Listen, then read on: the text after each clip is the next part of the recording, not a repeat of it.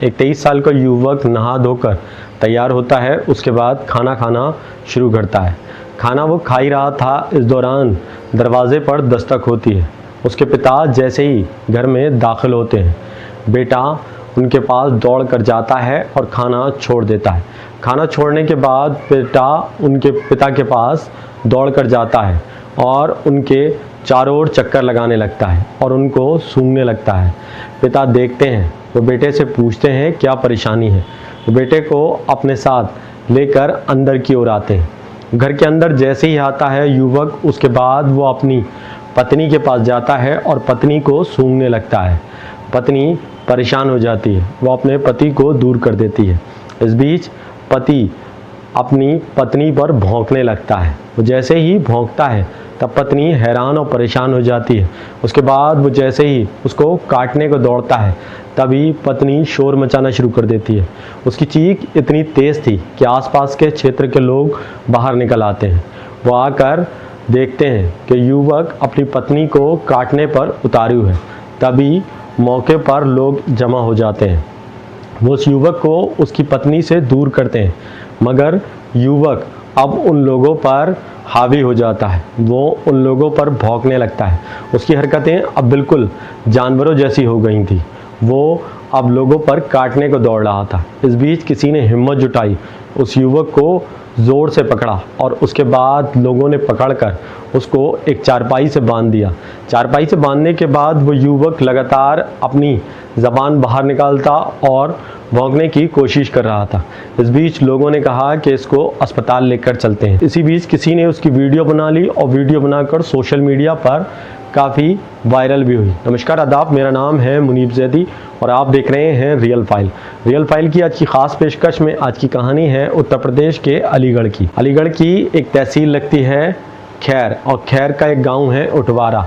20 दिसंबर 2025 की शाम 6:30 बजे राम कुमार उर्फ रामू, पिता का नाम विजय, अपने घर के बाहर टहलने के लिए निकलता है। शाम 6:30 बजे के आसपास का वक्त रहा होगा।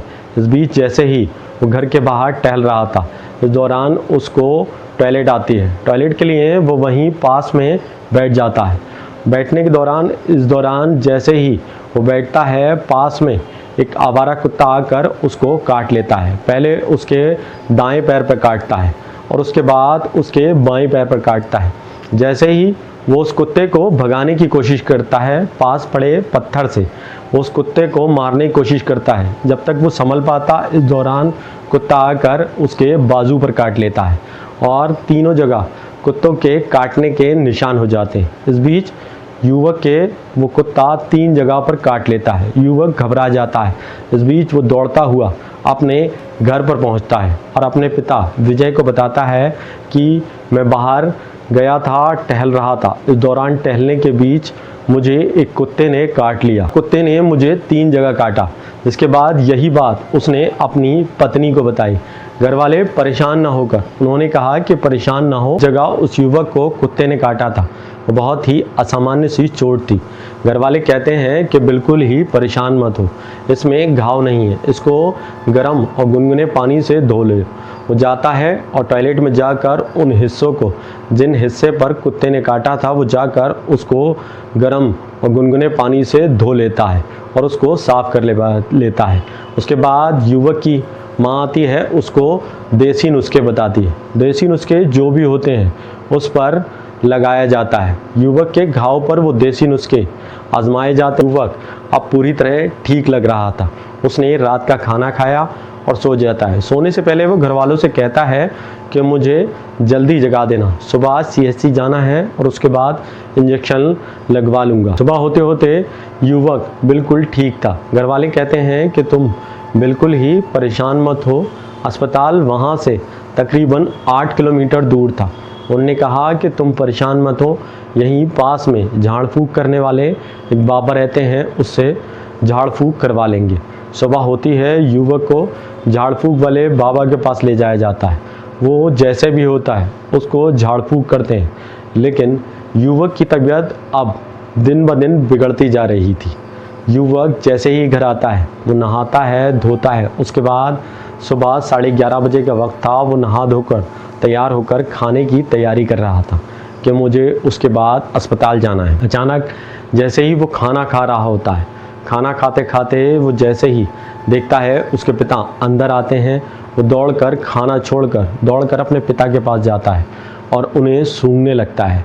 सूंघने के दौरान वो पिता उससे कहते हैं कि बेटा क्या परेशानी है, क्या दिक्कत है। तब वो उसे लाकर अपने पास बिठा देते हैं।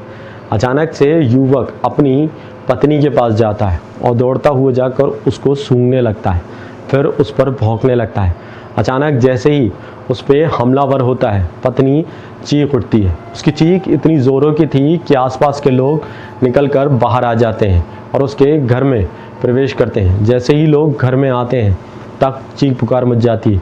वो युवक और भी हमलावर हो जाता है उन लोगों को देखकर। ठीक उसी तरह वो हरकत कर रहा था जैसे कोई आवारा कुत्ता या जानवर करता है, वैसे ही वो उन लोगों पर हमलावर होता है।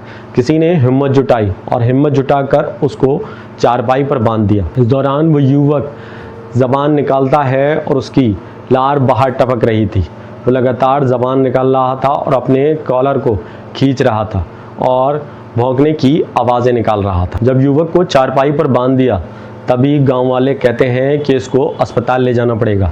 वो उसको अस्पताल लेकर जाते हैं जहां डॉक्टर उसको देखते हैं। सीएचसी केंद्र ले जाने पर डॉक्टर उसको देखते हैं। इस दौरान उसको रेबीज़ का इंजेक्शन लगाया जाता है। इंजेक्शन लगाने के बाद डॉक्टर कहते हैं कि उस कुत्ते की हालत बेहद ख़तरनाक होगी जिसने इसको काटा है, जिसकी वजह से इसने ऐसा रूप ले लिया है। हालांकि डॉक्टर उस युवक को दिल्ली रेफ़र करते हैं, जिसके बाद परिजन उस युवक को दिल्ली की ओर लेकर जाते हैं और वहां इसका इलाज चलता है।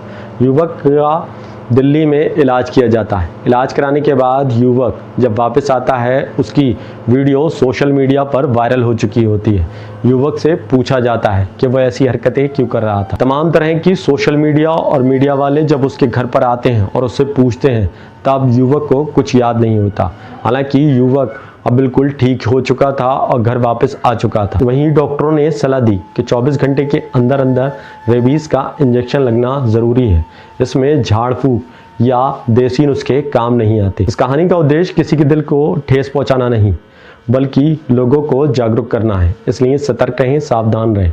मिलते हैं अगली कहानी में रियल फाइल के साथ। तब तक हम विदा लेते हैं। जय हिंद।